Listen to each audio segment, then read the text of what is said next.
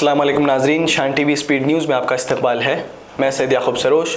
पेश है आज की स्पीड न्यूज़। पार्लियामेंट के दोनों ऐवानों में मुखालिफ पेपर लीक कानून 2026 तरमीम की मंजूरी के हवाले से वज़ीर आज़म नरेंद्र मोदी ने फिर एक मरतबा अपोजिशन जमातों को मुल्क के स्टूडेंट्स से दिखावे की हमदर्दी का मौरूद इल्ज़ाम ठहराया। वज़ीर आज़म नरेंद्र मोदी ने कहा कि जब हुकूमत मुखालिफ पेपर लीक बिल पार्लियामेंट में मंजूर करवाने की जद्दोजहद कर रही थी, तब अपोजिशन ऐवान को गुमराह करने की कोशिश कर रहा था। इस कठोर कानूनों वाले, प्रावधानों वाले इस बिल को पास कर दिया है। अब विश्वस्त परीक्षा पद्धति की दिशा में जाने में एक महत्वपूर्ण काम पूर्ण हुआ है। काम आगे भी चलता रहेगा। हम ऐसी परिस्थितियों को लंबे समय तक नहीं चलने देंगे। इस विश्वास के साथ साथियों, आइए हम सब मिल करके विकसित भारत के स्वप्न को पूर्ण करने के लिए कंधे से कंधा मिलाकर के चले। वज़ीर आज़म नरेंद्र मोदी ने सदर जमहूरिया हिंद द्रौपदी मुर्मू से राष्ट्रपति भवन में मुलाकात की। मुख्तलिफ सियासी जमातों के अरकान पार्लियामेंट का NDA में शामिल होना और फिर ऐसे हालात में वज़ीर आज़म नरेंद्र मोदी का सदर मुर्मू से मुलाकात करना काबीना में नई रद्द अमल व बदल और मज़ीद अरकान की शमूलियत की तरफ इशारा कर रहा है। राष्ट्रपति भवन में बस्तर की आवाम से सदर जमहूरिया हिंद द्रौपदी मुर्मू की मुलाकात के मौके पर मरकज़ी वज़ीर दाखिला अमित शाह भी मौजूद थे।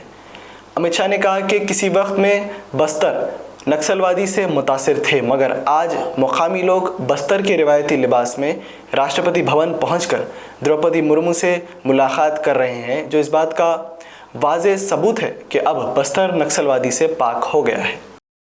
सदर जमहूरिया ने बस्तर के वफद को एजाज़ से भी नवाजा। सदर जमहूरिया हिंद द्रौपदी मुर्मू ने इस मौके पर बस्तर के बाशिंदों से खिताब करते हुए हुकूमत की जानिब से उठाए जाने वाले बाज़ाबातकारी प्रोग्रामों से भी उन्हें वाकिफ करवाया। परिश्रम और संकल्पों के बल पर विकास, शांति और समृद्धि के नए आयाम स्थापित करेंगे। मैं बस्तर और छत्तीसगढ़ की निरंतर प्रगति की हार्दिक शुभकामनाएं देती हूँ। अरुणाचल प्रदेश और नागालैंड के अरकान पार्लियामेंट ने वज़ीर आज़म नरेंद्र मोदी से खैर सगाली मुलाकात की। नागालैंड और अरुणाचल प्रदेश के अरकान पार्लियामेंट ने मुलाकात के दौरान वज़ीर आज़म नरेंद्र मोदी को सैलाब की सूरत हाल से भी वाकिफ़ करवाया।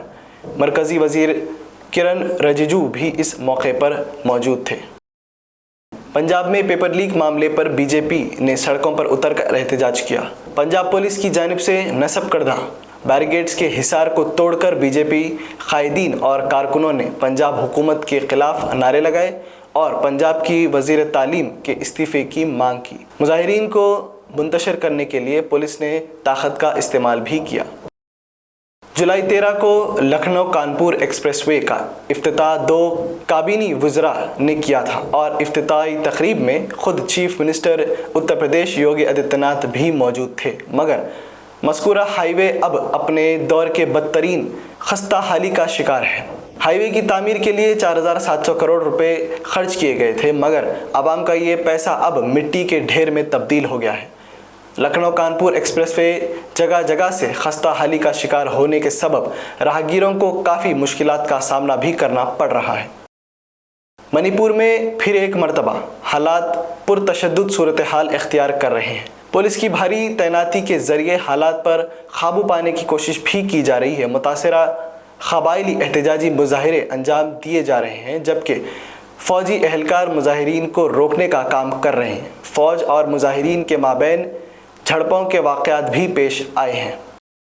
मगरबी बंगाल के दक्षिणेश्वर रेलवे स्टेशन पर भगदड़ का वाक़या पेश आया है, मगर खुशकिस्मती से कोई जानी नुकसान नहीं हुआ है। तफसीलात के मुताबिक दक्षिणेश्वर रेलवे स्टेशन पर खड़ी एक ट्रेन 1100 वोल्ट के बरक़ी तारों की जद में आ गई, जब मज़कूरा तार खड़ी ट्रेन पर गिर गए थे। ट्रेन में मुसाफिरीन मौजूद थे, मगर किसी को नुकसान नहीं पहुंचा। इस खौफनाक हादसे के बाद स्टेशन पर भगदड़ मच गई। लोग ट्रेन से उतरकर अपनी जान बचाने के लिए भाग रहे थे। छत्रपति संभाजी नगर में मीडिया से बात करते हुए कॉकरोच जनता पार्टी के बानी और सदर अभिषेक दिपके ने हुकूमत मुल्क के तालीम निज़ाम और सियासी जमातों पर संगीन इल्ज़ामात आयद किए हैं। दीपके ने कहा कि अफसोस और शर्म की बात है कि बड़े ओहदों पर बैठे लोग धमकियां देते हैं बीजेपी में शामिल होने की। धमकियां बहुत मिली कि बीजेपी में आ जाओ, अच्छा रहेगा तुम्हारे लिए, तुम्हारे परिवार के लिए। तो मुझे तो मतलब बहुत शर्म आती है कि इतने बड़े प्रधानमंत्री, इतने बड़े अमित शाह, उनके पोते की उम्र का मैं हूँ, उनके पोते की उम्र के बच्चों को इस तरह की धमकियां देते हैं। मतलब क्या फायदा तुम्हारे इतने बड़े प्रधानमंत्री या गृह मंत्री होने का, अगर तुम्हें बच्चों को इस तरह की धमकियां देनी पड़ती है।